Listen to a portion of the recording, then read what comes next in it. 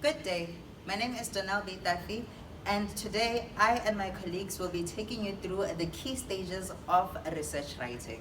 Our presentation will focus on understanding how each stage is important and how it contributes to writing a strong academic research. Taking you through this presentation will be I and my colleagues, starting with Mosarwa, Lebogang Monowe, Lindani Masike, Isaac, Atang Nfila. Thank you, our group leader, for the introduction and for setting up the stage. Now I'll be taking you to the next section, which is the topic.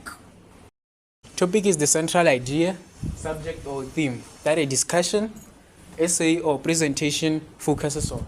It basically provides a guiding framework for one's work. Therefore, it is crucial for one's research topic to be clear and focused, researchable, and interesting to the researcher, as it's tricky to come up with a research topic. Here is how you can do it. Identify a gap in the existing research, doing a quick check if enough information exists, then come up with a topic that's clear, catchy, and engaging, while avoiding these common mistakes, being too broad and narrow, and then picking something too complicated or unrelated to the course. Now let's move on to the introduction. According to these authors, Swales, J.M., and Fick, CV 2012, an introduction is the opening section of a piece of writing, speech, or research work. It basically sets the background context and the purpose of the discussion. My name is Isaac. Let's hear what my other colleague, Lindani Masike, has to say. Good day, my name is Lindani Masike and I'll be taking you through the research problem. What one would ask is, what is the research problem? I would tell them that the research problem is a certain issue on which one's research is to address or solve. It should be straightforward, it should not be too broad, it should have more meaning, it should be meaningful why one has to do the research, and it should be connected with real-world issues. It should be relatable. One should be able to relate to the research problem. There are three types of research problems, which is descriptive, rational, and casual. Firstly, descriptive answers what is happening, and the rational answers what is the relationship between A and B, and lastly, casual answers what causes X to happen.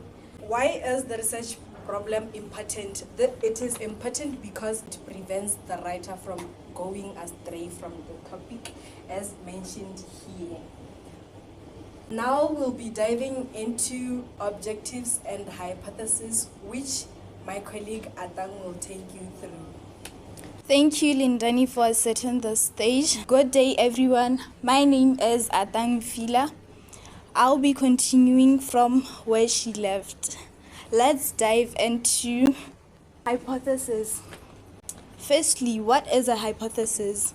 A hypothesis is a quick, intelligent guess, gives one the basis of reasoning before it actually gets tested. Let's talk about the importance of a hypothesis. Why is it important in research writing? A hypothesis lies in its potential to reduce biased information since it can be tested for its validity. It also gives the researcher a lead on research activities. Lastly, a hypothesis is important because it helps in differentiating the variables that are to be researched on. These are the importances of a hypothesis in research writing. That is what I was explaining. So let's dive into objectives. What are objectives?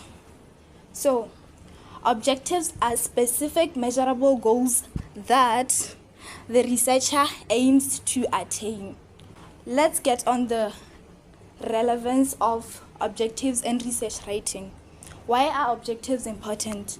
Objectives are important because they guide the scope of the research by keeping it in place with what is being researched on, as Sanders et al. 2019 said. It gives the writer a picture of how the research should be structured, and also the reader and the researcher the knowledge on the actual basis of the research. So the reason why we combined the two, the hypothesis and objectives, is because hypothesis and objectives work together.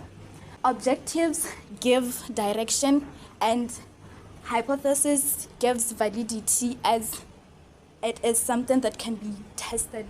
That is all I have for you. I'll be handing over to my colleague Lebogang Monowe to brief you guys on The literature review. Thank you, Atang. My name is Lebogang Monowe and I will be taking you through the literature review. First off, I would like to start by defining what a literature review is. A literature review is a structured summary and examination on a particular topic. It is a study of what other researchers have found through books, articles, journals, etc. There are two types of literature review. Firstly, there's the theoretical literature, which is based on concepts and framework. The second literature is the empirical literature, which is based on data-based studies and experiments. In addition to that, when writing a literature review, there are steps to look at in order to have a successful one. Firstly, we start off by identifying a topic, searching for sources, evaluating references, organizing key points, and finally, summarizing findings. In continuation, one may ask why a literature review is important. Firstly, it answers questions like, how does the study contribute to the existing field? In addition to that, it is used to identify where authors agree and or disagree to fill gaps of information that may have been left using the existing information from other authors. Also, it makes sure that one does not repeat research that has already been conducted. Moreover, it is used to sync ideas, methods, conclusions of different researchers. In a nutshell, it indicates an understanding of theories, debates, and evidence on an area of study. I have come to the end of my part. Now I will hand over to Lindani, my colleague, who will take you through the research design.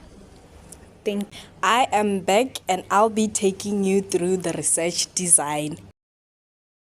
What is a research design? This is how one is to conduct their research in order to address the research problem. We have three types of research designs, which is quantitative study, qualitative study, and mixed study.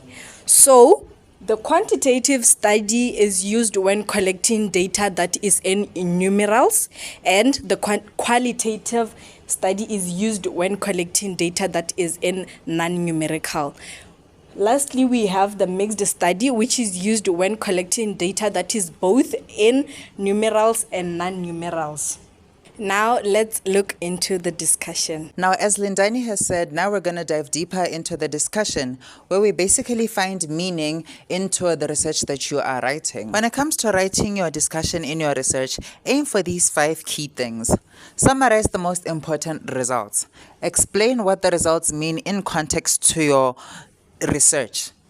Show how your findings answer your research. Do your results agree or disagree with what others found? And what are the implications? Basically, elaborating more and talking more about your findings in the research that you are currently writing or doing. Why should there be a discussion in your research writing? This discussion is important as it will help interpret what your findings mean, why one would think that they reached that conclusion, and also help in identifying the information that is needed in that field of study. Now we'll be moving on to the last but not least section of our presentation that will be led by Ashley Mosarwa, who will be taking us through the conclusion and recommendation of research writing. Finally, I'll be taking you through the conclusion and the recommendation. So what is the conclusion? The conclusion is the final part of the research that summarizes the key findings of the research objectives by wrapping up the work and providing an ending. It is within the conclusion that researchers demonstrate maturity by thoughtfully assessing their decisions. It also shows how questions and research objectives were addressed. Without repeating the body of the research, it summarizes key findings, it acknowledges limitations of the study, and lastly, recommends further areas of study or action based on the results. Moving on to recommendation. So what is the recommendation? It is advice based on the research findings, and it tells us what to do next, or explains to us or educates us on what steps to take next. So how is it relevant? They articulate how the findings and limitations of the current study naturally pave way for new and more focused research inquiries. How it contributes to the overall research process. The recommendation provides a clear pathway for applying evidence in a real-world context. We have three main types of recommendations: recommendation for future research, recommendation for policy, and lastly, recommendation for practice. Now, you may ask yourself, how do you write a recommendation? Here are some tips for writing a good recommendation. Firstly, state clearly what should be done by who and why. Link the recommendation directly to the results from your study. And lastly, ensure the recommendation is achievable in the real world.